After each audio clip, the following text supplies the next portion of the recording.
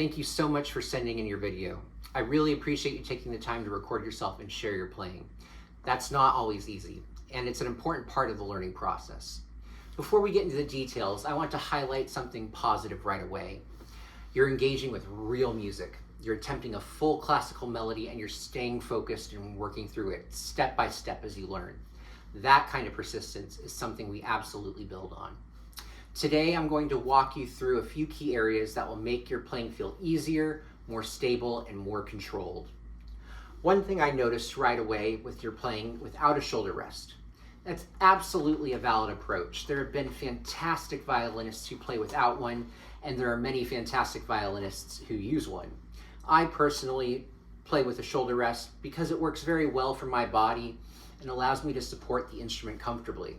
The question isn't, should I use one or not? The question is, can I support the instrument comfortably and without unnecessary tension? Right now, I also notice the violin is sitting a bit low, more towards the center of the chest, rather than securely resting on the collarbone. When the instrument sits too low, it becomes harder to stabilize and can encourage the upper body to lean forward. I notice some hunching in the shoulders.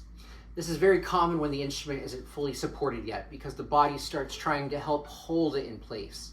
Ideally, we want the violin to feel like it is resting up and over the collarbone with the head gently turning, not the body leaning forward to meet it. Right now, I fear your hand may occasionally be assisting with support. That's something we gradually want to remove so the left hand can stay completely free for playing. Another small detail is your glasses. Now, believe me, I need my glasses to see more than a foot away from me. However, the decorative beads attached to yours, beautiful as they are, occasionally hang into the playing space. This can slightly interfere with movement, and I suspect might be the reason for your low violin rather than total lack of shoulder rest. It's not a major issue, but small adjustments like this can make playing feel more open and unrestricted. Now let's talk about your left hand. I noticed a few important things here.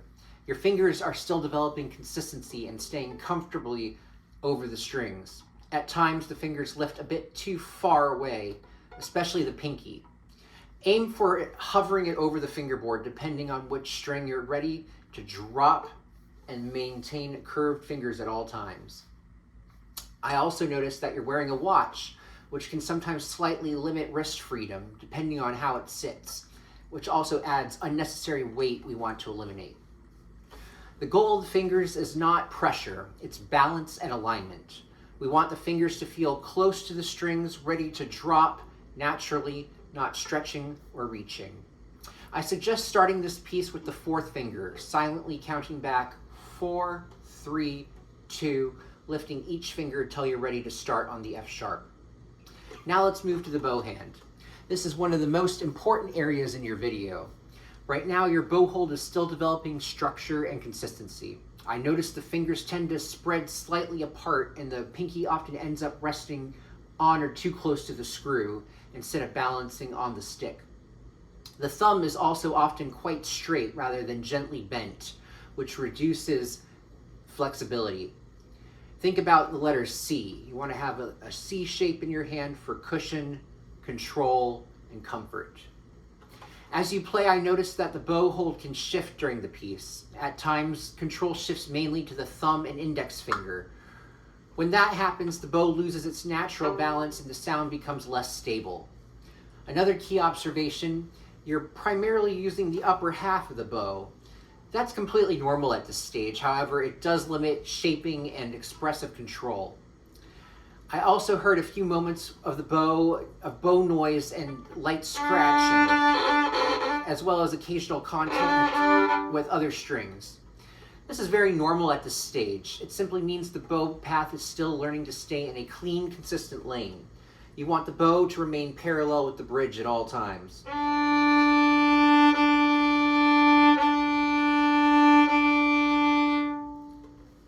Another important area is coordination between reading and playing. At times, the left hand is still searching for notes in real time. This leads you to brief pauses while you figure out finger placement. This is not hesitation in a negative sense. It's simply the brain connecting note reading to finger location and sound all at once.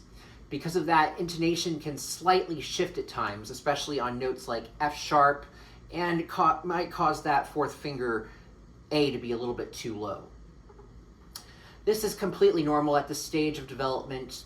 I also noticed you working through the opening section of Ode to Joy, and you continued to actively engage with the music as you played.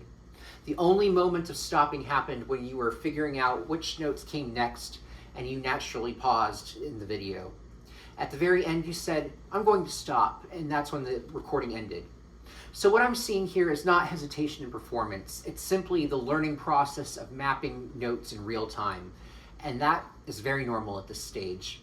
The next step is building comfort and continuing the motion of the piece, even while still thinking through the note choices. I also want to say that the Ode to Joy is a beautiful piece to work on. It really gives us a great opportunity to develop a warm, open sound and start using more of the bow in a musical way. Right now, I would actually encourage you to slow everything down slightly. When we slow it down, we can focus more on tone, balance, and bow usage rather than finding the notes. That will help you develop a much richer, more consistent sound and more confidence across the bow. Now, I want to be very clear. You're doing several things very well. You're engaging with real repertoire, you're coordinating both hands at the same time, and you're actively listening and adjusting. And you are willing to put your playing on video, which is a big step. Everything I've mentioned today is not a problem. It's simply the normal foundation building phase of violin playing. If I were to simplify everything into 3 priorities, I would say, first, improve violin stability so the instrument can sit comfortably without assistance from the left hand, whether that's with or without a shoulder rest.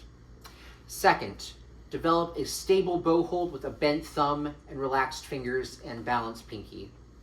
Third, slow practice. Focus on longer, smoother bow strokes.